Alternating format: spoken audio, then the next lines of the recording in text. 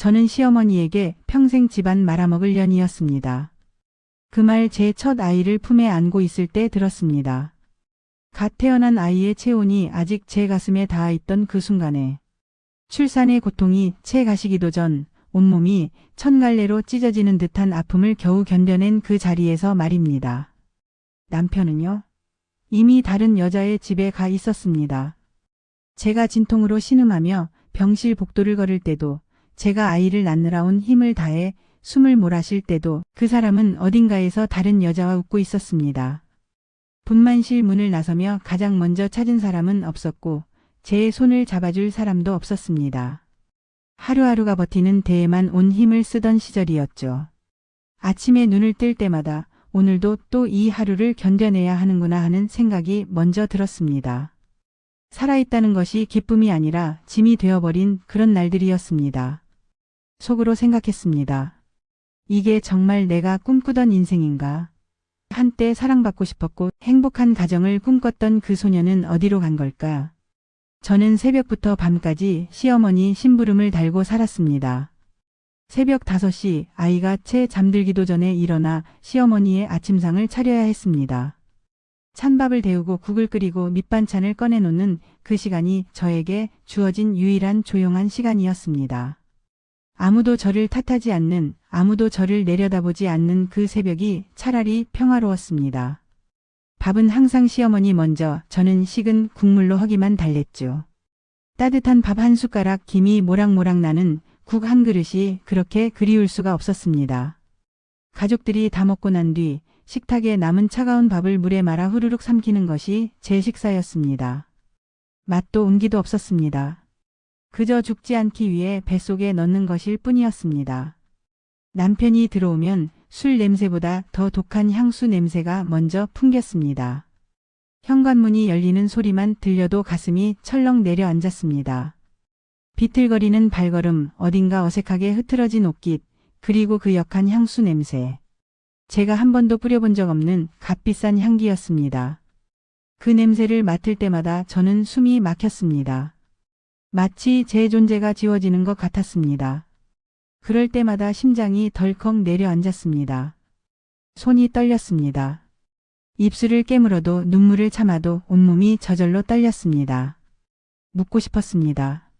어디 갔다 왔어요? 누구랑 있었어요? 하지만 차마 물을 수가 없었습니다. 물어봤자 돌아올 건 차가운 침묵이거나 더 잔인한 말들 뿐이라는 걸 알았으니까요. 속으로 생각했습니다. 도대체 내가 뭘 그렇게 잘못한 걸까? 내가 못나서? 내가 예쁘지 않아서? 아니면 내가 그냥 사랑받을 자격이 없는 사람이라서? 하지만 아이들 얼굴만 보면 모든 걸 참고 또 참았습니다. 새벽의 보채는 아이를 안고 토닥이며 그 작은 손이 제 목을 감싸 안을 때 그 순간만큼은 살아야 할 이유를 찾았습니다. 아이의 눈을 들여다보면 그 맑은 눈동자 속에 아직 희망이 남아있는 것 같았습니다. 속으로 나는 괜찮아. 괜찮아. 그렇게 되뇌며 또다시 하루를 견뎌냈습니다. 무너지고 싶어도 쓰러지고 싶어도 저는 그럴 수 없었습니다. 왜냐하면 저는 누군가의 엄마였으니까요. 밤마다 부엌에 홀로 앉아 울었습니다. 모두가 잠든 깊은 밤 형광등 하나만 켜진 부엌. 차가운 싱크대에 기댄 채 소리 없이 눈물을 흘렸습니다. 바닥에 주저앉아 무릎을 끌어안고 온몸을 웅크린 채 울었습니다. 너무 아파서, 너무 외로워서, 너무 견디기 힘들어서. 하지만 목소리는 낼 수 없었습니다. 들키면 안 됐으니까요. 또 예민하게 군다는 말을 들을까봐, 시끄럽다는 핀잔을 들을까봐 저는 철저히 침묵 속에서 무너졌습니다. 부엌 바닥의 차가운 타일이 제 눈물을 받아주는 유일한 증인이었습니다. 그 찬 기운이 온몸으로 스며들어도 그 고통조차 어딘가 위안이 되었습니다. 적어도 여기서만큼은 제가 느끼는 이 아픔이 진짜라는 걸, 제가 살아있다는 걸 확인할 수 있었으니까요. 칫솔질을 하다가도 갑자기 눈물이 터져 나왔고 숨소리조차 들키지 않으려고 입을 틀어막고 울던 날이 많았습니다. 세면대 앞에 서서 거울을 보다가 그 안에 비친 제 모습이 너무 낯설어서 울음이 터져 나왔습니다. 눈가에 그늘이 내려앉은 얼굴, 생기 없이 축 처진 입가, 광채를 잃은 눈동자. 이 사람이 정말 나인가? 싶었습니다. 한때 웃음이 많았던 소녀는 어디로 갔을까요? 사랑받고 싶어 했던 꿈을 꾸었던 그 사람은 대체 어디로 사라진 걸까요? 입을 틀어막고 울었습니다. 흐느낌이 새어나갈까봐 두 손으로 꽉 막고 어깨를 떨며 울었습니다. 숨이 막혀도 터져 나오려는 신음을 삼키고 또 삼켰습니다. 옆방에서 누가 들을까봐, 누군가 알까봐 온 힘을 다해 소리를 죽였습니다. 그렇게 울다가 지쳐서 세면대에 손을 짚고 간신히 몸을 지탱했습니다. 수도꼭지에서 찬물이 흘러나왔고 그 물로 얼굴을 씻었습니다. 붉게 부어오른 눈을 눈물 자국을 억지로 지워냈습니다. 거울을 다시 보며 애써 입가에 미소를 올려봤습니다. 내일 아침 아무렇지 않은 척해야 했으니까요. 시어머니는 그런 제게 말했습니다. 내가 여편네가 되지 못하니까 우리 아들이 집을 나가지. 라고. 그 말을 들을 때마다 제 안에 있던 마지막 자존심마저 툭 부서졌습니다. 마치 유리잔이 바닥에 떨어져 산산조각 나는 것처럼 제 마음 한가운데 남아있던 작은 존엄마저 깨져버렸습니다. 제가 노력한 모든 것, 참아낸 모든 순간이 아무 의미도 없다는 듯이, 제 존재 자체가 잘못이라는 듯이, 내 탓이구나. 그렇게 생각했습니다. 내가 부족해서, 내가 모자라서 남편이 다른 여자를 찾아간 거구나. 온 세상이 저를 탓하는 것 같았고 제 자신조차 저를 미워하기 시작했습니다. 속으로 생각했습니다. 그래도 무너지면 안 돼, 아이들 때문에라도. 아이들의 얼굴이 눈앞에 떠올랐습니다. 순수한 눈으로 엄마하고 부르는 그 목소리. 그 아이들만은 이 고통을 알아선 안 됐습니다. 엄마가 무너지면 그 아이들은 어떻게 될까요? 그 생각이 저를 다시 일으켜 세웠습니다. 무릎이 꺾여도 가슴이 찢어져도 저는 다시 일어섰습니다. 아이들 앞에서만큼은 웃는 엄마가 되어야 했으니까요. 눈물을 닦고 부서진 마음을 꾹꾹 눌러 담고 내일을 또 맞이했습니다. 그때는 몰랐죠. 그 눈물들이 언젠가 제 삶을 뒤집어 놓을 줄은. 그토록 많이 흘렸던 눈물이 헛되지 않을 거라는 것을, 그 아픔이 언젠가 저를 더 강하게 만들어줄 거라는 것을 그때의 저는 몰랐습니다. 어둠 속에서 저는 그저 하루하루를 버텨냈을 뿐이었습니다. 빛이 올 거라는 희망도 없이 그저 아이들을 위해 오늘을 견뎌냈을 뿐이었습니다. 시간이 지나 남편은 완전히 떠났습니다. 어느 날 갑자기였습니다. 전화 한 통 없이, 마지막 인사 한마디 없이 이혼 서류만 던져놓고 말았죠. 택배로 배달된 서류 봉투를 뜯는 손이 떨렸습니다. 협의 이혼 신청서라는 차가운 글자들이 눈에 들어왔고 그 아래 이미 적혀있는 남편의 서명을 보았습니다. 이름뿐이었지만 아이들의 아버지라는 사람이 몇십 년을 고생시키더니 이렇게 종이 한 장으로 관계를 끝내는구나. 허망했습니다. 동시에 슬펐고 화가 났고 또 어딘가 시원하기도 했습니다. 복잡한 감정들이 한꺼번에 몰려왔습니다.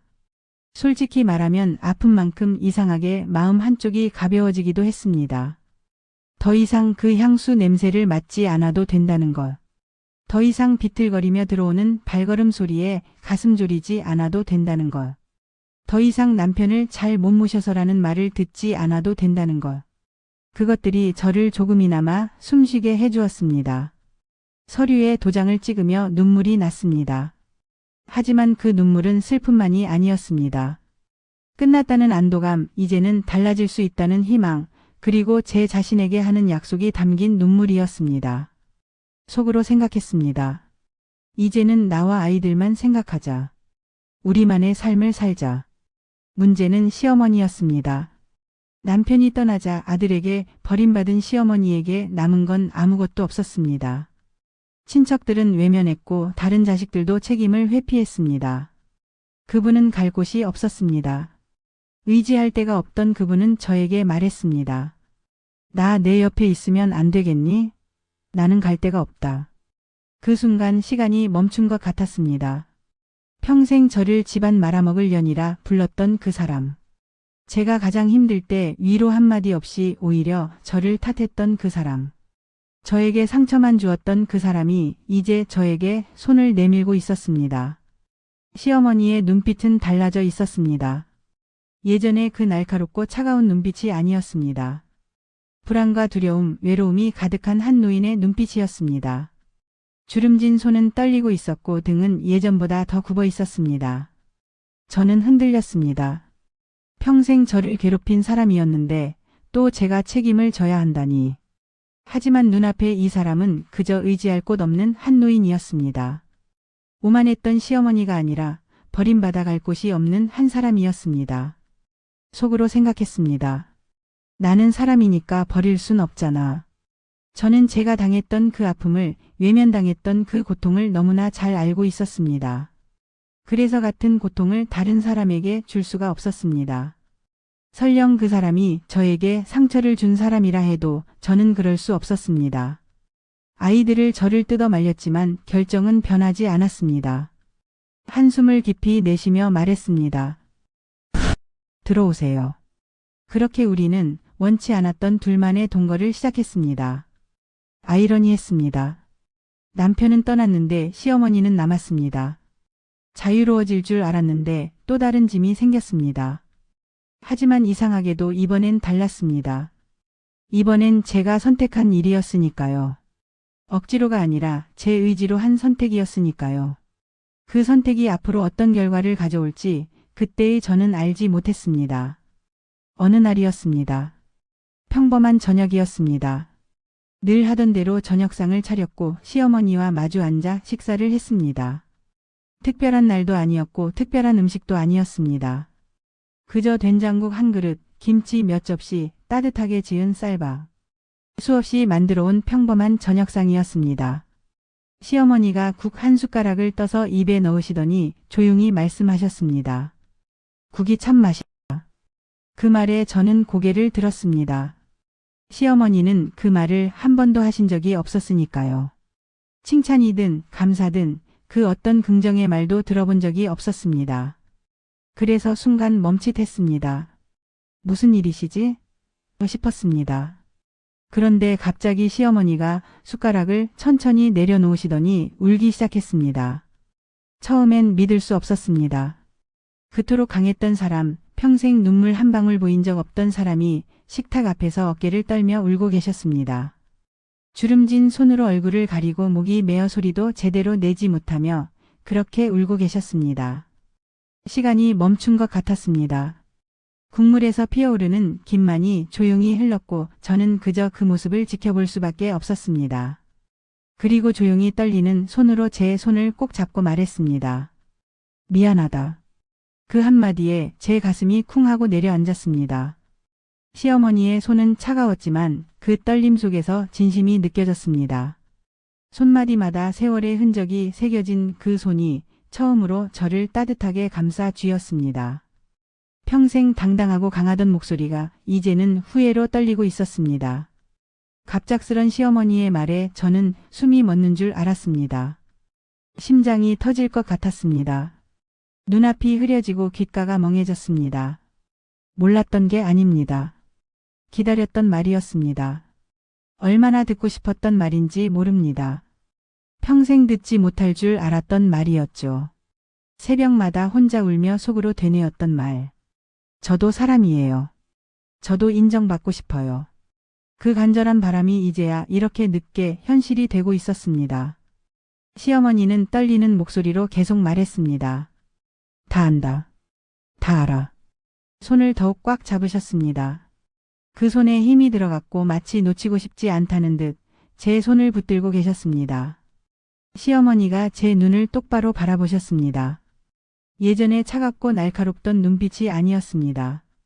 진심 어린 간절한 애틋한 눈빛이었습니다. 미안하구나 내 딸. 그 순간 평생 쌓였던 원망이 눈물처럼 흘러내렸습니다. 둑이 무너지듯 눈물이 쏟아졌습니다. 참으려 해도 멈추려 해도 멈출 수가 없었습니다. 가슴속 깊이 묻어두었던 모든 아픔, 모든 외로움, 모든 서러움이 한꺼번에 터져 나왔습니다. 집안 말아먹을 년이라고 불렸던 날들. 식은 국물로 끼니를 때웠던 날들. 부엌 바닥에 주저앉아 소리 없이 울었던 밤들. 제 존재 자체를 부정당했던 모든 순간들이 주마등처럼 스쳐 지나갔습니다. 하지만 이제 그 사람은 저를 처음으로 사람으로 가족으로 봐주고 계셨습니다. 혈연도 아니고 법적으로도 이미 남이 된 사람. 그런데 그분은 제게 딸이라고 말씀하셨습니다. 저도 시어머니의 손을 꼭 잡았습니다.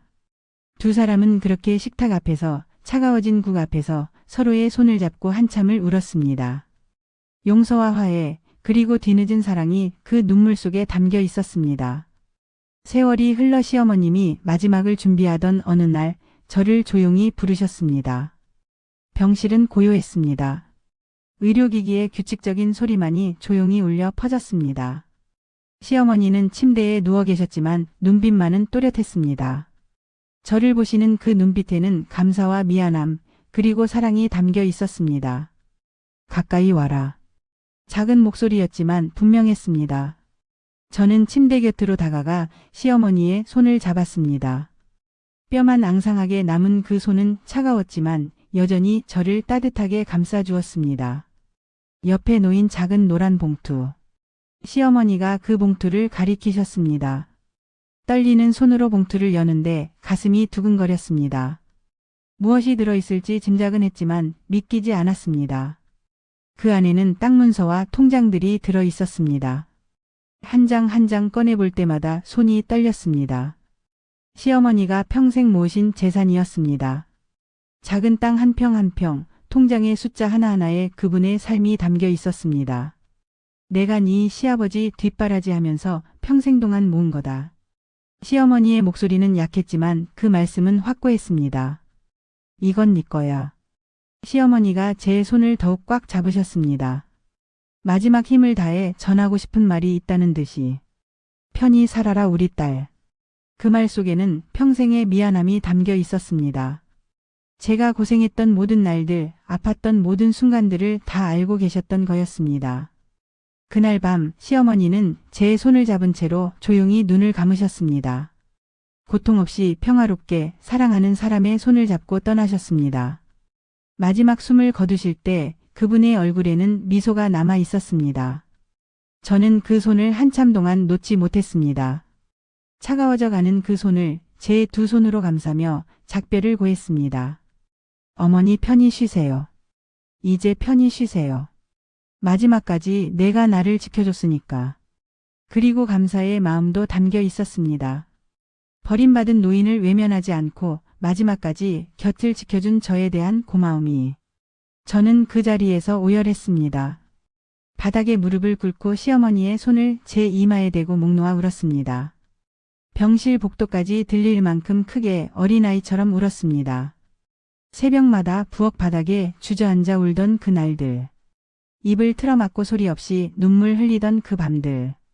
무너지고 싶었지만 아이들 때문에 다시 일어섰던 수많은 순간들. 그 모든 것을 견뎌낸 제 자신이 자랑스럽습니다. 저는 알고 있습니다. 그 고통이 헛되지 않았다는 것을. 그 눈물 한 방울 한 방울이 지금의 저를 만들었다는 것을. 무너지지 않고 버틴 제 자신이 제가 가진 가장 큰 재산이라는 것을. 그 과정에서 얻은 단단함. 이제 저는 쉽게 흔들리지 않습니다. 어떤 어려움이 와도 이것도 지나가겠지라고 생각할 수 있습니다. 왜냐하면 저는 이미 지옥을 경험했고 그곳에서 살아 돌아왔으니까요. 세상의 어떤 시련도 제가 겪었던 그 시간보다 더하지는 않을 것입니다. 그래서 저는 이제 두렵지 않습니다. 당당합니다. 제 발로 서 있습니다. 아이들에게도 가르쳐 줍니다. 힘든 시간은 너희를 약하게 만드는 게 아니라 더 강하게 만든단다. 제 삶이 그 증거이니까요. 그리고 마지막 순간 진심으로 사과하고 안아준 시어머니. 용서할 수 있다는 것. 미워했던 사람을 가족으로 받아들일 수 있다는 것. 그것이 저를 진정으로 자유롭게 만들었습니다. 시어머니께서 마지막에 보여주신 진심 어린 사과와 사랑. 그것은 돈으로 살 수 없는 것이었습니다. 평생 갈구했던 인정과 사랑을 받았을 때 제 안에 있던 모든 원망이 녹아내렸습니다. 저는 여러분께 이렇게 말하고 싶습니다. 인생은 끝에서 뒤집힙니다. 제가 그랬습니다. 가장 밑바닥이라고 생각했던 그곳에서 인생이 바뀌기 시작했습니다. 모든 것을 잃었다고 생각했을 때 진짜 중요한 것을 발견했습니다. 끝이라고 생각했던 그곳이 사실은 새로운 시작이었습니다. 어둠이 가장 깊었을 때 빛은 바로 코앞에 있었습니다. 지금이 가장 힘들다면 그 끝은 반드시 빛날 겁니다. 여러분이 지금 고통 속에 계시다면 부디 포기하지 마세요. 밤마다 울고 계시다면 그 눈물이 헛되지 않을 거예요. 버티기 힘들다면 딱 하루만 더, 딱 1시간만 더 견뎌보세요. 그렇게 하루하루 버티다 보면 어느새 터널 끝이 보일 겁니다. 저처럼 누군가에게 상처받고 계시다면 그것이 여러분의 잘못이 아니라는 것을 기억해 주세요. 여러분은 사랑받을 자격이 있는 소중한 사람입니다. 저처럼 미래가 보이지 않는다면 그래도 오늘을 살아주세요. 내일은 오늘과 다를 수 있으니까요. 가장 중요한 건 여러분 자신을 절대 포기하지 마세요. 세상이 뭐라 하든 누가 뭐라 하든 여러분은 가치 있는 사람입니다. 존중받아야 하고 사랑받아야 하고 행복할 자격이 있는 사람입니다. 저는 집안 말아먹을 년에서 시작했지만 지금은 제 인생의 주인공으로 살고 있습니다. 여러분도 할 수 있습니다. 반드시 할 수 있습니다.